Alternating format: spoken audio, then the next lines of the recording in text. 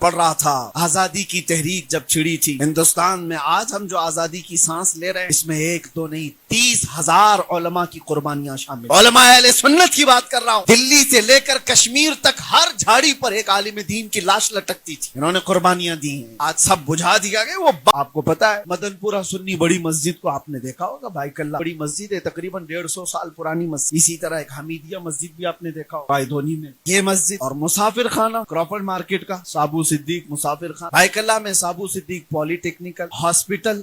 College, یہ 4 سے 5 بڑی بڑی عمارتیں جو تقریباً 100 سال پرانی ہیں، یہ 100 سال پرانی، ان سب کو بنانے والا ایک ہی شخص تھا، ایک ہی شخص۔ اور حیرت کی بات میں بتاتا ہوں، میمن فیملی سے تعلق رکھنے والے حاجی سابو سے 3 مسجدیں، ایک مسافر خانہ، ایک ہسپتال اور ایک اس زمانے کی انسٹیٹیوٹ کالج، اتنا دنیا کو دے کر کے جانے والا وہ سابو صدیق صرف 23 سال کی عمر میں انتقال کر گئے، 23 یعنی 25 سال سے کم کا جوان یہ ساری چیزیں دنیا کو دے کر چلا گیا۔ لاکھوں سجدے ان مساجد میں آج بھی ہوتے ہیں۔ جوان ہو تو ایسا ہو جو امت کو نفع دے کر جائے، زندگی ہو تو ایسی جو لاکھوں کو فائدہ پہنچا کر جائے۔ اسی طرح سے میں پڑھ رہا تھا آزادی کی تحریک جب چھڑی تھی ہندوستان میں، آج ہم جو آزادی کی سانس لے رہے ہیں اس میں ایک دو نہیں 30,000 علماء کی قربانیاں شامل، علماء اہل سنت کی بات کر رہا ہوں۔ دلی سے لے کر کشمیر تک ہر جھاڑی پر ایک عالم دین کی لاش لٹکتی تھی، انہوں نے قربانیاں دی ہیں، آج سب بجھا دیا گیا۔ وہ مقصد زندگی گزارنے والے۔ اور آپ کو اسی تاریخ کے حصے میں ایک اور عظیم انسان کی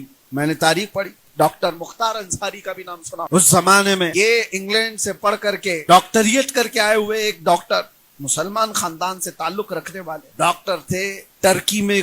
خلافت کے سقوط کے بعد بڑی خدمات انجام دینے والا شخص، لیکن ہندوستان میں آئے تو ہم ہمی تھی، آزادی کی تحریکیں چل رہی تھی، جھگڑے فسادات تھے۔ اس زمانے میں ڈاکٹر مختار انصاری نے دنیا کو ایک طرف دیکھا، لیکن مسلمانوں کے حالات دیکھ کر کے اس نے ایک ادارہ قائم کیا دلی کی سرزمین پر، جس کو آج جامعہ ملیہ اسلامیہ کہا جاتا ہے۔ 1920 میں یہ قائم ہوئی تھی یونیورسٹی، اور آج وہاں سے ہزاروں اسٹوڈنٹ پڑھ کر کے نکلے، کئی ڈاکٹرز وہاں سے نکلے، انجینئرز نکلے، سائنٹسٹ نکلے، ہر طبقے میں لوگ وہاں سے فائدہ اٹھا کر چلے۔ ایک شخص کی سوچ ہے جو ہزاروں کو علم سے آشنا کرا، ایک شخص نے، اور اس ہمہ ہمی میں ساری چیزیں چھوڑ کر ایجاد تو کیا۔ اس طرح سے وہ لوگ تھے جو امت کو نفع دے کر کے گئے، قوم کو نفع دیے، بلکہ ملک کی ترقی میں حصہ